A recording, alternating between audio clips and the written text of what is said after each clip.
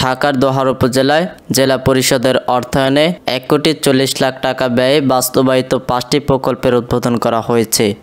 সোমবার সকাল থেকে দুপুর পর্যন্ত প্রকল্পগুলো উদ্বোধন করেন ঢাকা জেলা পরিষদের চেয়ারম্যান ও জেলা আওয়ামী লীগের সহসভাপতি বীর মুক্তিযোদ্ধা মাহবুবুর রহমান।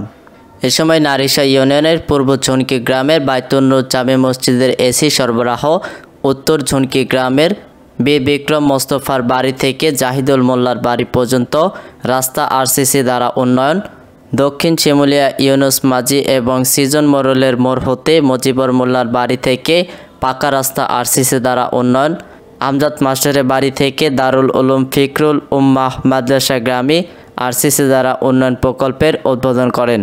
উদ্বোধনকালে বীর মুক্তিযোদ্ধা মাহবুবুর রহমান বলেন, প্রধানমন্ত্রী শেখ হাসিনা ক্ষমতায় আছেন, তাই আমরা এই উন্নয়নমূলক প্রকল্পের বাস্তবায়ন করতে পেরেছি। আর এই অভিযাত্রায় সামিল হতে পারাও আমাদের জন্য খুবই গৌরবের। উদ্বোধনকালে উপস্থিত ছিলেন ঢাকা জেলা পরিষদের উপসহকারী প্রকৌশলী মোহাম্মদ মোতালেব, বীর মুক্তিযোদ্ধা আবুল খালাসি, হেলাল খালাসি, স্বপন খালাসি, আওয়ামী লীগ নেতা শাহাবুদ্দিন আহমেদ, হাবিবুর রহমান, মিজানুর রহমান, তালেব হোসেন, সাদ্দাত হোসেন সাজু সহ আরও অনেকে।